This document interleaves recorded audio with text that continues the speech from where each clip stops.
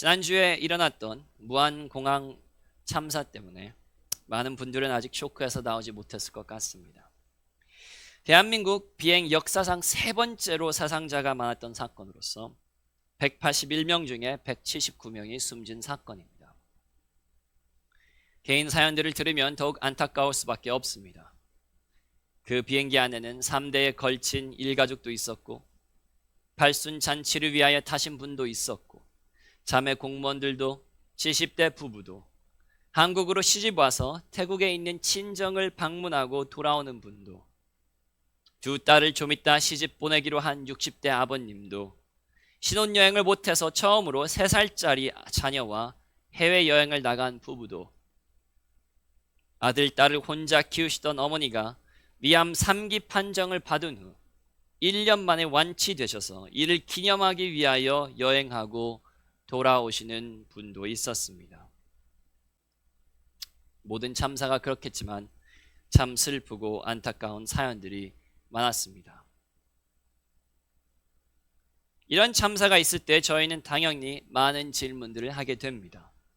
하지만 그 중에서도 제일로 긴급한 질문이 있다면 아마 이런 질문이 아닌가 싶습니다.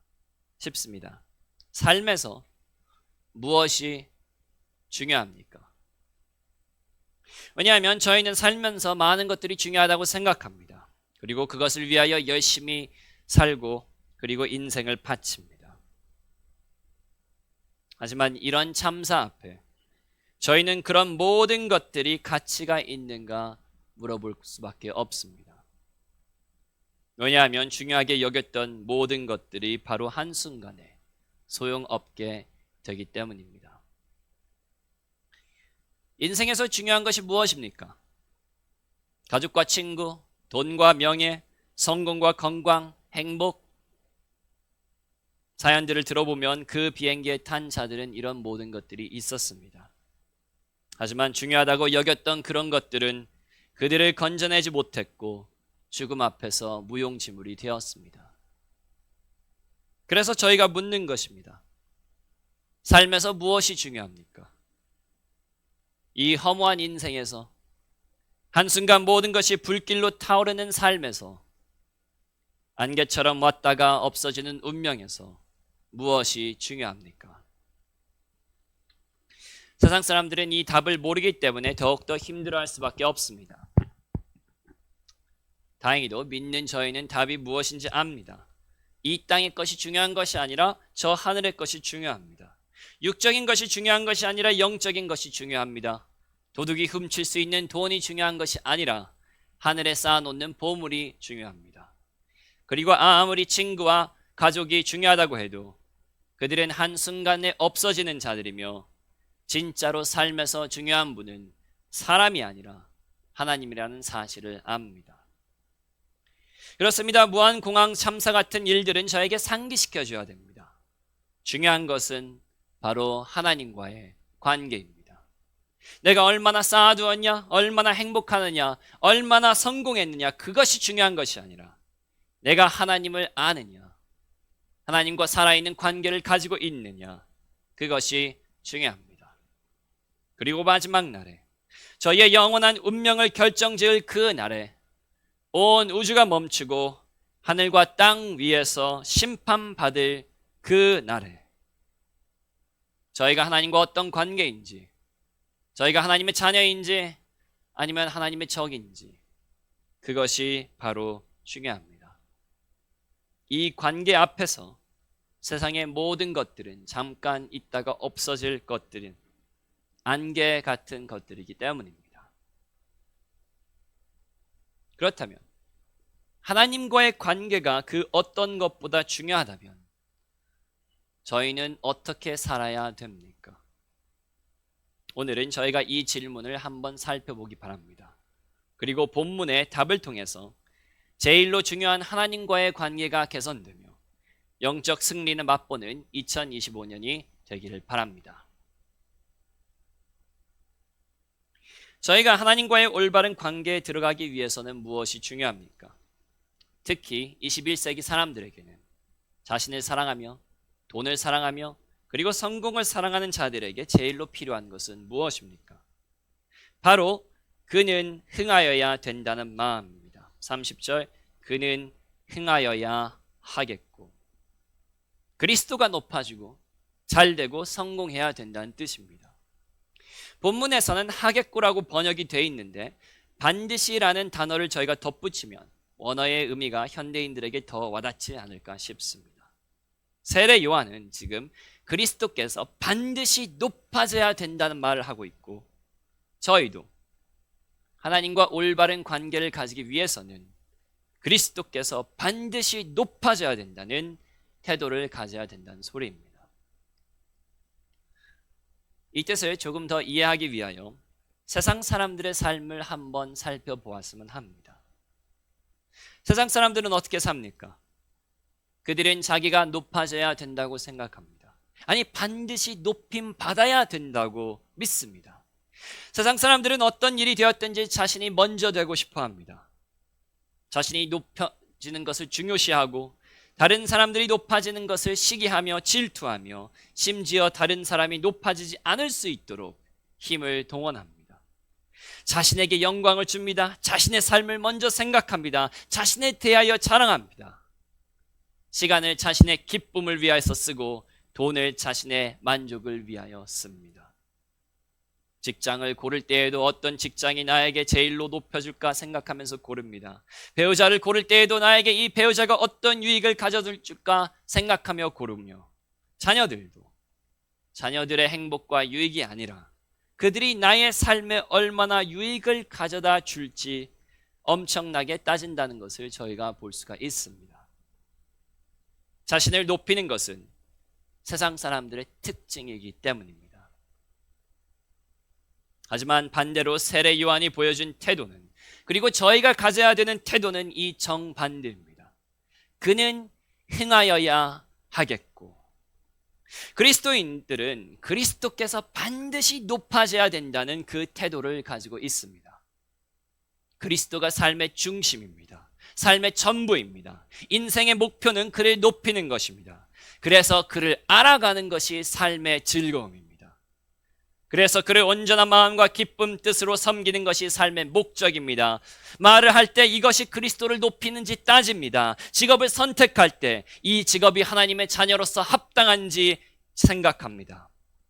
사람 앞에서 자신을 자랑하는 것이 아니라 오히려 그리스도를 자랑합니다. 내가 한 열심이 아니라 그리스도께서 주신 은혜를 선포합니다. 개인적인 이익을 추구하는 것이 아니라 하나님의 나라와 의의를 먼저 추구합니다.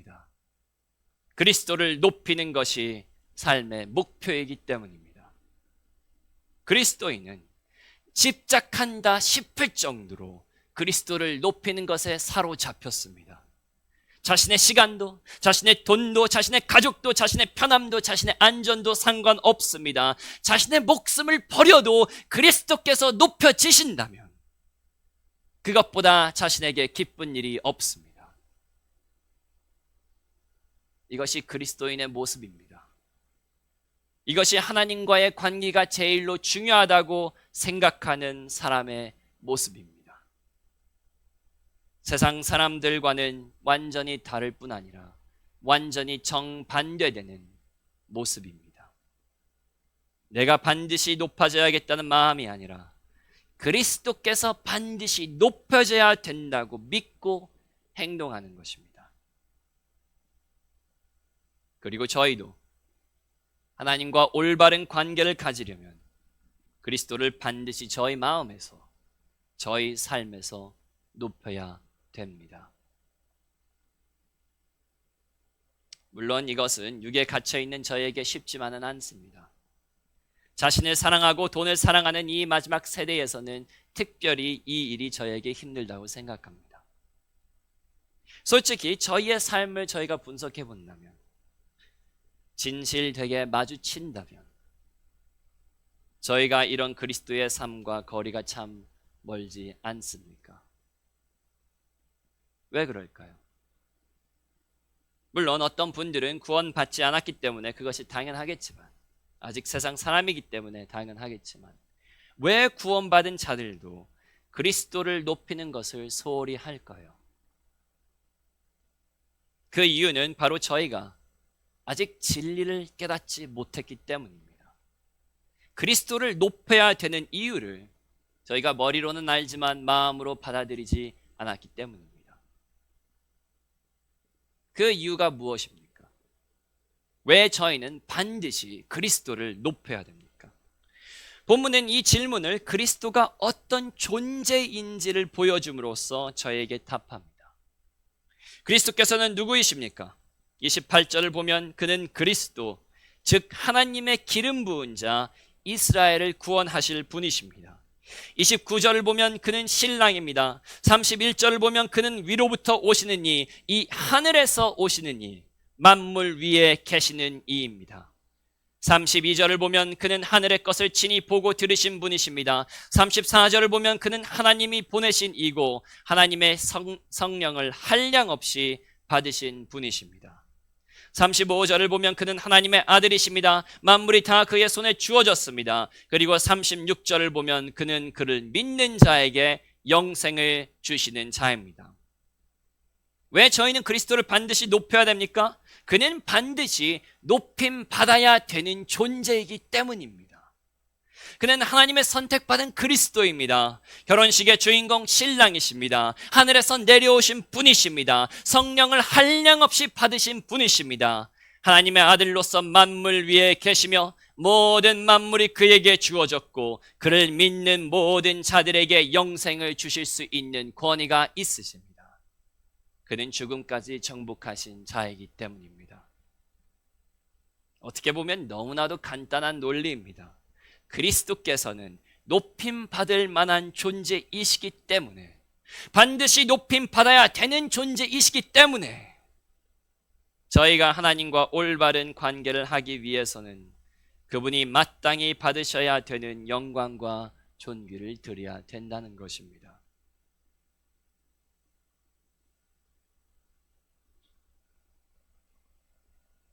저희가 그리스도께서 누구이신지를 조금이라도 이해를 한다면 그를 높이는 것이 너무나도 쉬울 것 같습니다.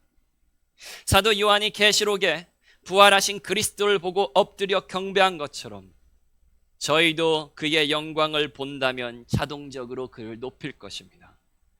그의 찬란하신 영광과 존귀와 능력을 본다면, 그의 사랑과 거룩하심한 정의를 저희가 본다면 저희는 그리스도를 높이지 말라고 하여도 높일 것입니다. 세상의 모든 핍박도 신경 쓰지 않고 바울과 실라처럼 맞고 옥에 갇혔을 때에도 찬양을 부를 것입니다. 왜 그렇습니까? 바로 그리스도께서는 그런 분이시기 때문입니다. 왜 저희는 그리스도를 반드시 높여야 됩니까? 바로 그는 만물의 창조주, 끝없는 별들의 통치자, 하늘의 군대의 선두자, 시간과 공방의 지배자, 의를 옷처럼 두르신 심판자, 나라들을 무릎 꿇리시는 정복자, 왕들의 반역을 비우시는 지존자, 자기 백성을 건지시는 구원자, 높으신 하나님의 유일한 독생자, 바로 예수 그리스도이시기 때문입니다.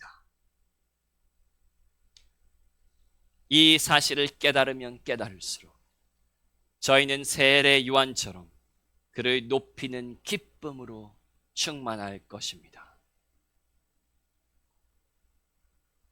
그러므로 성도 여러분, 저희가 이런 그리스도의 이름을 받았다면 모든 일에 그를 높이시기 바랍니다.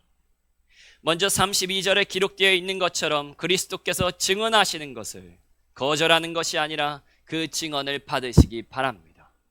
36절 말씀처럼 그를 믿어 영생을 얻고 그를 순종하여 하나님의 진노를 피하시기 바랍니다. 그리고 영광의 나라에 들어갈 때까지 모든 일에 그리스도를 높이시기 바랍니다. 아침에 일어나면 스마트폰을 잡는 것이 아니라 하나님께 나아가 그리스도를 높이시기 바랍니다. 무엇을 먹을까 무엇을 입을까 걱정하는 것이 아니라 오늘 어떻게 그리스도를 섬길 수 있을지 염려하시기 바랍니다. 일하실 때에 그리스도께 하는 것처럼 최선을 다하시며 거기에서 번 돈으로 어떻게 그리스도를 위해서 쓸 수 있는지 고민하시기 바랍니다.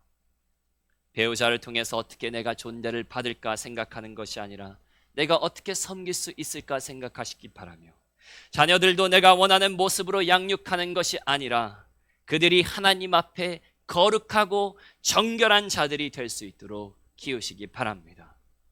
그리고 세상 오락의 힘을 다 쓰는 것이 아니라 하나님의 전에 와서 전심으로 힘을 다하고 쏟음으로 그리스도를 높이시기 바랍니다.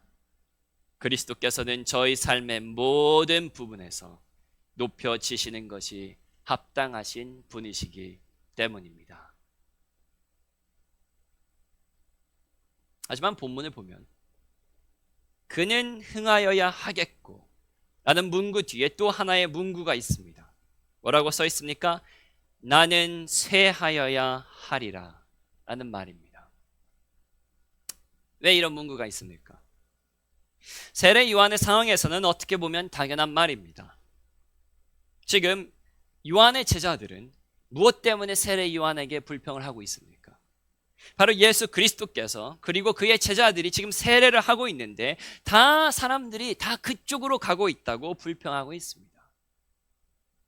그래서 세례 요한과 그의 제자들에게 세례 받으러 오는 사람들이 많이 줄었다는 것입니다. 사람 수는 한정되었기 때문에 한 사람이 숫자적으로 흥하면 다른 사람이 숫자적으로 쇠할 수밖에 없는 그런 상황입니다. 그래서 세례 요한은 그는 흥하여야 하겠고 뒤에 나는 쇠하여야 하리라 이런 말은 한 것입니다. 하지만 세례 요한이 한 이 말 그 이유에는 이 숫자적인 개념 속에 영적 원리가 숨겨져 있다고 생각합니다. 그는 그리스도께서 흥하여야 하겠고라는 말에 멈출 수도 있습니다. 하지만 그는 영적 세계를 이해하였습니다. 그리고 그리스도께서 높아지시려면 동시에 일어나는 일이 있어야 되는데 그것은 뭡니까? 바로 내가 쇠하여지는 것입니다.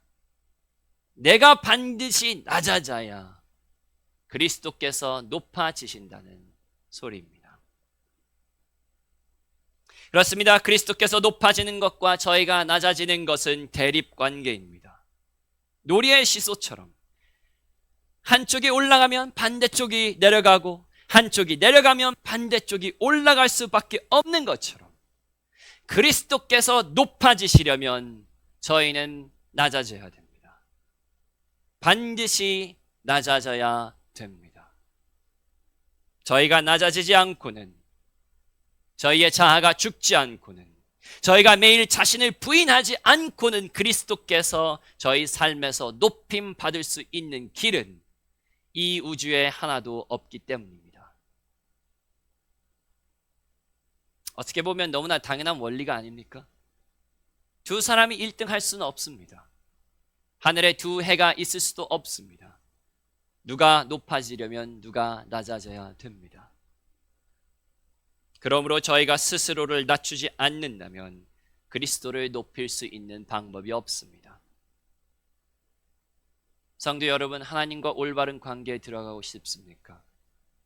그리스도에 있는 영생을 맛보고 싶습니까? 하나님의 진노를 피하고 싶습니까? 그러면 저희가 해야 될 일은 이것입니다. 저희가 반드시 낮아져야겠다는 마음을 가지며 매일매일 자신을 부인하며 십자가의 길을 걷는 것입니다.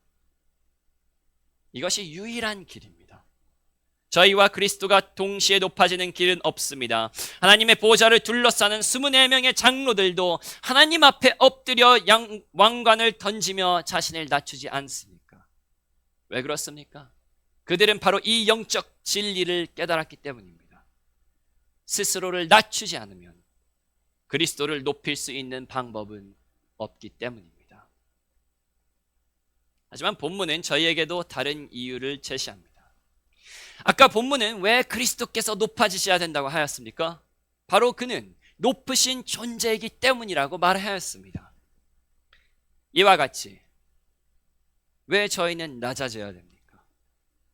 본문은 바로 저희는 낮은 존재이기 때문이라고 지금 말하고 있습니다. 저희의 육은 아직도 어떤 경향이 있습니까?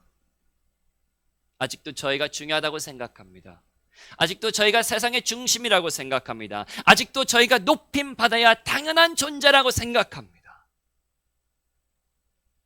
물론 세상 사람들처럼 그렇게 노골적으로 이 말을 하진 않겠지만 저희가 높임받지 않을 때 저희 반응을 본다면 저희가 조금이라도 무시당하거나 불의한 일을 당하거나 자존심이 상할 때에 저희가 얼마나 실망하고 섭섭해하고 서러워하고 슬퍼하고 화내는지를 보면 저희 안에 이런 생각이 아직도 많이 있다는 것을 저희는 알 수가 있습니다.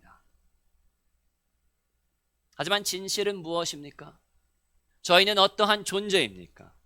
27절을 보면 이렇게 써 있습니다. 저희는 하늘에서 주신 바 아니면 아무것도 받을 수 없는 사람들입니다. 28절을 보면 저희는 구원하는 그리스도가 아닙니다. 29절을 보면 저희는 주인공 신랑이 아니라 주인공 옆에 있는 친구입니다. 31절을 보면 저희는 땅에서 나고 땅에 속하고 땅의 것을 말하는 사람들입니다. 42절을 보면 저희는 증언을 받지 않는 불순종하는 자들입니다. 36절을 보면 저희는 아들에게 순종해야 영생을 받는 자들이며 순종하지 않으면 하나님의 진노를 받는 자들입니다. 종합하자면 저희는 그리스도가 필요한, 구원이 필요한 자들입니다. 저희는 주인공이 아닙니다. 저희는 세상의 중심이 아닙니다. 저희는 하늘의 사람들이 아닙니다. 저희는 땅의 사람입니다. 저희 안에는 영생이 없습니다. 태어날 때부터 그리스도의 증언을 받지 않고 그리스도를 순종하지 않기 때문에 하나님의 진노 아래에 있는 자들입니다. 그리스도께서 주시는 것이 아니면 가질 수 있는 것이 아무것도 없는 자들입니다.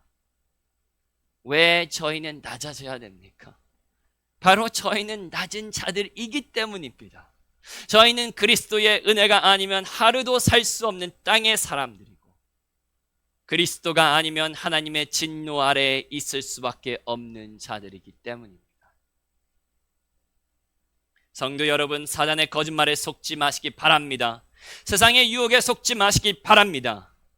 사단은 계속 사람은 존재적인 가치가 있다고 속입니다. 위대하다고 속입니다. 마음만 먹으면 무엇이든지 할 수 있다고 속입니다. 이 우주에서 제일로 뛰어난 생물이라고 속입니다. 그래서 자신을 낮출 필요가 없는, 오히려 자신을 높여야만 되는 존재라고 속입니다.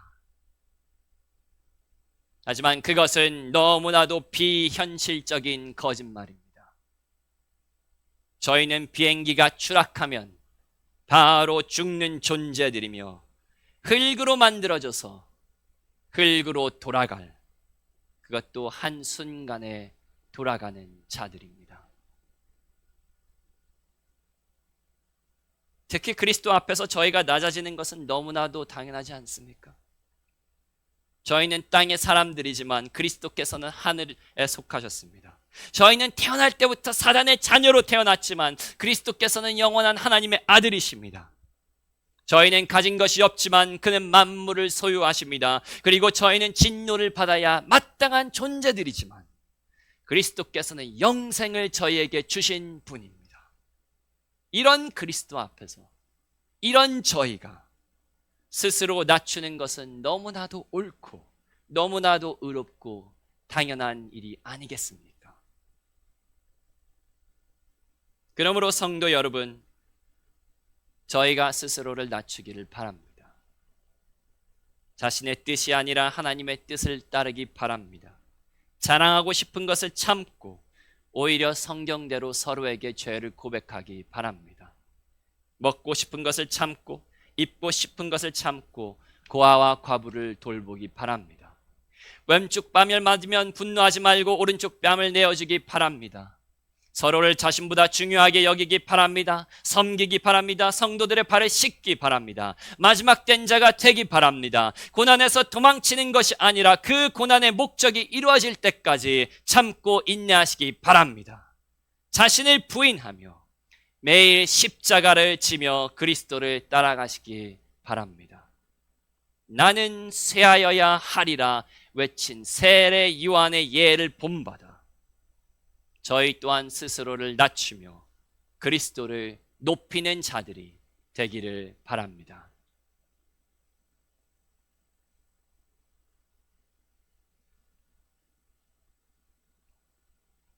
왜 저희는 반드시 그리스도를 높여야 됩니까? 그는 하늘에서 온 하나님의 아들이시기 때문입니다. 왜 저희는 반드시 낮아져야 됩니까? 저희는 땅의 사람이며 낮아진 것이 마땅할 뿐만 아니라 저희가 낮아져야만 그리스도께서 저희 삶에서 높아지시기 때문입니다. 여기까지만 해도 충분한 이유입니다. 하지만 저는 세례 요한이 그가 흥하여야 하겠고 나는 쇠하여야 하리라 이런 말씀을 마음에 품고 산 이유가,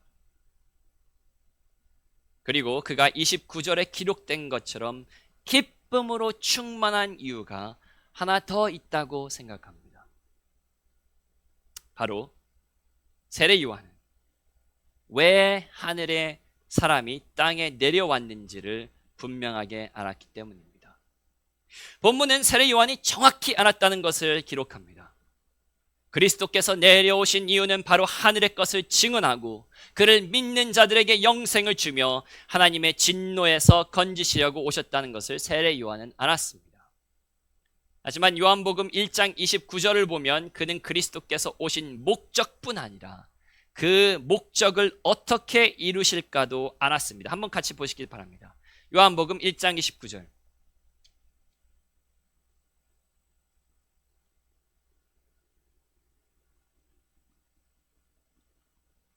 이튿날 요한이 예수께서 자기에게 나오심을 보고 이르되 보라 세상 죄를 지고 가는 하나님의 어린 양이로다. 세례 요한이 무엇을 알았습니까? 바로 그리스도께서는 이 세상의 죄를 지시고 죽을 하나님의 어린 양이라는 것을 알았다는 소리입니다. 스스로가 자신을 낮추셔서 육신을 입으시고 세례를 오히려 받아야 되는 세례 요한에게 세례를 받으시고 죄 없으신 자가 저희의 죄를 짊어지시고 영생을 가지신 분이 어린 양처럼 죽임 당하실 것을 알았다는 소리입니다. 다시 말하면 세례 요한은 그리스도께서 자기 같은 죄인을 높이시기 위하여 스스로 낮추셨다는 것을 깨달았다는 것입니다. 그래서 세례 요한은 자신의 사역이 줄어들 때에도 그는 흥하여야 하겠고 나는 쇠하여야 하리라 라는 말을 하고 기쁨으로 충만했던 것입니다. 저희는 왜 불평합니까? 땅의 사람인데도 불구하고 왜 하늘의 아들을 섬기는 것이 그렇게 싫습니까? 물론 많은 이유가 있겠지만 그 중에 하나는 바로 저희가 세례 요한이 깨달았던 사실을 깨닫지 못한다는 것입니다. 저희는 가끔씩 이렇게 불평을 토합니다. 아니, 왜 제가 그리스도를 높여야 됩니까? 하나님께서 저에게 주신 것이 무엇입니까? 왜 제가 스스로를 낮춰야 됩니까? 하나님께서는 스스로 낮춘 적이 있습니까? 이런 불경건한 질문을 말로는 안 할 수 있지만 마음속으로는 자주 하지 않나 싶습니다. 그래서 스스로를 낮추고 그리스도를 높이는 것에 대해 불만 가지며 세례 요한의 기쁨이 없는 것입니다. 그래서 자신을 낮춰야 된다는 이 설교를 들을 때에 불편하고 반항심이 올라오는 것입니다. 하지만 저희가 잊고 있는 사실은 무엇입니까? 바로 하늘의 아들인 그리스도께서는 이 일을 벌써 하셨다는 것입니다. 그리스도께서는 근본 하나님의 본체시나 하나님과 동등됨을 취할 것으로 여기지 아니하시고 오히려 자기를 비워 종의 형태를 가지사 자기를 낮추시고 죽기까지 십자가에서 복종하셨다는 것입니다. 그리스도께서는 아버지를 높이기 위하여 자신을 낮추셨습니다. 십자가에서 죽기까지 낮추셨습니다. 하지만 더욱 놀라운 사실이 있습니다. 그리스도께서는 자신과 동등하신 아버지를 높이기 위하여 자신을 낮추셨을 뿐만 아니라 그와 비교도 안 되는 저희를 위하여, 땅의 저희를 위하여, 저희를 높이시기 위하여 자신을 죽기까지 낮추셨다는 사실입니다. 그렇습니다. 어떻게 그리스도께서는 저희를 높이셨습니까? 어떻게 사단의 소나기에서 저희를 건지셨습니까? 어떻게 죽음의 세력에서 구원하셨습니까? 어떻게 하나님의 진노에서 저희를 숨기셨습니까? 어떻게 죽음 대신 영생을 주시며 진노 대신 화평을 주시며 영원한 불 대신 생명수를 주셨습니까? 그는 하늘에서 땅을 이렇게 내려다보시며 능력을 발사하셨습니까? 말로 저희를 용서하시며 저희에게 축복을 주셨습니까? 아니면 천사를 보내셨습니까? 아닙니다. 그리스도께서는 저희를 어둠의 권세에서 높이시기 위하여, 저희를 건지시기 위하여 하나님의 어린 양으로서 그 모든 죄를 짊어지시며 죽으셨습니다. 영광의 아들인 영생의 주인인 그는 저희를 높이기 위하여 땅의 몸을 입으시며 마국간에 태어나시며 어린 부모들을 순종하시며 종처럼 자기 제자들의 발을 씻으시며 저희 멸시를 대신 받으시며 저희 질고를 지시며 저희의 슬픔을 당하시며 저희를 대신하여 찔리시며 징계를 받으시며 채찍에 맞으시며 저희의 모든 죄를 담당하시며 십자가에서 벌거벗는 수치를 당하시며 아버지의 모든 진노를 영원토록 믿지 않는 자들이 지옥에서 받을 그 똑같은 진노를 십자가에서 받으시며 나의 하나님 어찌하여 나를 버리셨나이까 소리 지르시며 영원토록 함께하던 아버지에게 버림을 받으시며 하나님 아버지뿐만 아니라 저희도 높이기 위하여 이렇게 자신을 낮추셨습니다.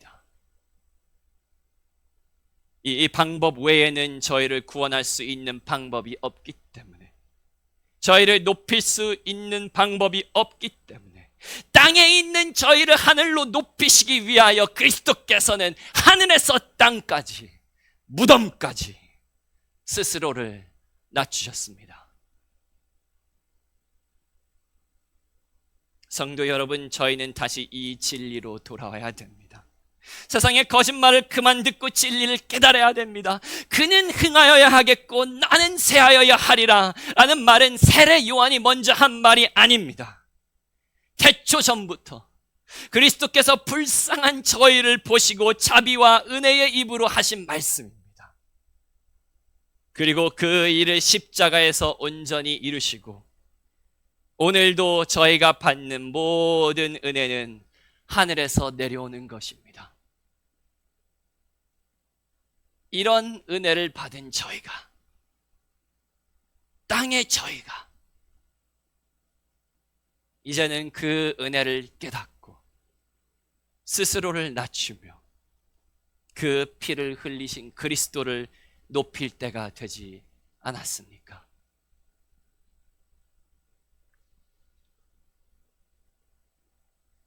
그리스도께서는 이 일에 도움을 주시기 위하여 저희에게 이 성찬식을 주셨습니다.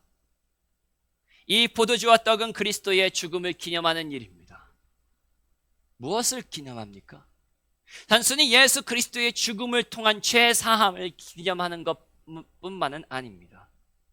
바로 저희를 높이시기 위하여 그리스도께서 이 정도로 낮아지셨다는 것을 기념하기도 합니다. 성도 여러분, 저희는 이 성찬식을 하면서 그리스도께서 저희를 위하여 무엇을 하셨는지 다시 깨닫기 바랍니다. 땅의 저희를, 진노의 자녀인 저희를, 하나님의 적이었던 저희를 높이시기 위하여 얼마나 낮아지셨는지 다시 깨닫고 그에게 감사하기 바랍니다. 그리고 이 성찬식을 통해 주시는 힘으로 세례 요한과 같은 고백을 하면 좋겠습니다. 그는 흥하여야 되겠고 나는 쇠하여야 하리라. 이런 마음을 저희가 2025년 내내 간직하며 자신을 낮추며 자신을 부인하며 예수 그리스도를 높이는 주님을 향한 교회가 됐으면 소망합니다. 기도하겠습니다.